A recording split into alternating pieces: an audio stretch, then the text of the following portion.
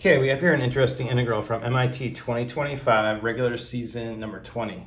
We have the integral from -1 to 1, e to the 2x, sine sinh x dx. Okay, at first it's tempting to see symmetric bounds, sine and sinh are both odd functions, so you think maybe it's going to be 0, but that's definitely not the case because e to the 2x is not odd or even, so we have to kind of throw that out.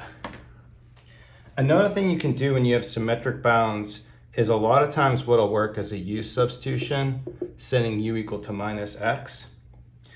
And that's fine, but actually we can save a step just by doing King's principle on it, because if you look at what happens for King's principle, we want to look at f of a plus b minus x, where the lower bound's a and the upper bound's b. Well, if you do that and you add the bounds together, you get 0. So this value is just going to be f of minus x. So with King's principle, what that allows us to do is just transform the integral all in one step, just plugging in a minus x everywhere. So what's going to happen, this becomes e minus 2x, this becomes sine sinh minus x. And now let me just put a couple labels on this. So our original integral we'll call I, and then we'll also call this thing I. And now we can kind of use the principle of odd functions over here because we've got a minus inside the sinh. That allows me to bring it here. But sine's an odd function, so that allows me to bring it all the way out here, or really all the way out here, or even out here. So regardless of exactly where I want to put the minus sign, let's just add these two integrals together.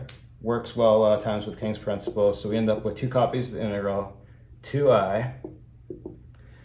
Now when we do it, we have this sine sinh term in common, right? This is going to be exactly the same. Once we have the minus pulled out of it, let me get rid of that there. So then putting this together, we'll have this sine sinh thing pulled out front. And then adding this and this, we get e 2x plus e minus 2x. But notice this right here is really similar to our definition for cosh, or really in this case it would be cosh of 2x, not cosh of x. All I need to do is multiply in a half right here. But so I'm not changing it. I'll multiply by 2 out front. And then I might as well use that. We've got this 2 on the I that we don't want. So to isolate our I, let me just divide that off. So that goes away. This becomes a 1. I forgot a dx, so let's put that there.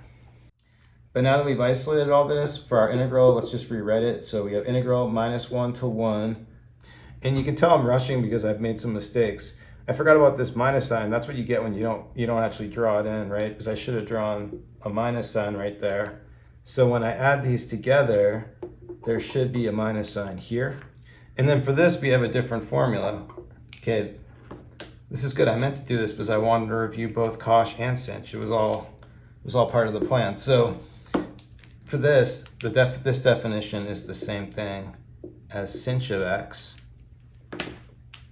So when I come back over here, this thing will just bring this down, sine times sinh of x. And now this right here is going to be sinh of 2x. But really what I want to use on this is the identity. This is just like sine of 2x. That's the same double angle formula. I can write this as 2 sinh x cosh x. So now writing it this way, one little thing you'll notice is now back to odd and even functions. We have this whole thing's odd, this is odd, this is even. When you multiply two odd functions together, you think about bringing the minus signs out front. -1 times -1 is +1. The whole thing becomes even. So I can use this property of even functions, change the lower bound to a 0, bring a 2 out front. But let's combine it with this 2. 2 times 2 will bring a 4 out front. But now here we're in good shape to do a u substitution to finish this off. What we can do is I can set u equal to sinh of x. You could do it without this, but I think I want to do out the u sub. So then our du is going to be here, cosh x dx. So now we'll go ahead and substitute. First, plug a 1 in here. Sinh of 1, I don't really know what that is. Well, I mean, I kind of do, but I think I'm just going to leave it rather than, I could put it back into exponentials, but I think it's more compact to just leave it like that. Then plug in a 0. Sinh at 0 is going to be just 0. Then here we're going to have, this will become sine of u times u, and then everything else is du. But with this here, we can finish this off with integration by parts. I'll just do a quick di table, because if we differentiate u, we can differentiate that to 0. So we'll differentiate u, we'll integrate sine of u. Take a derivative, we get 1. Take another derivative, we get 0. Over here, integral of sine is going to be cosine u. Integral of this minus cosine u is going to be minus sine u. So let's see, we're going to have a solution on the diagonals. Let's put this all down. So we're going to have 4 out front. The last row is zeroed out with the 0 there, so we don't worry about that. Here, minus times minus is plus, so we're going to have plus sine u. This other diagonal is going to be minus u cosine u. All of this evaluated from 0 to sinh of 1. The 0 terms are going to be nothing because here we have just a u. So this one's going to 0 and sine at 0 is 0.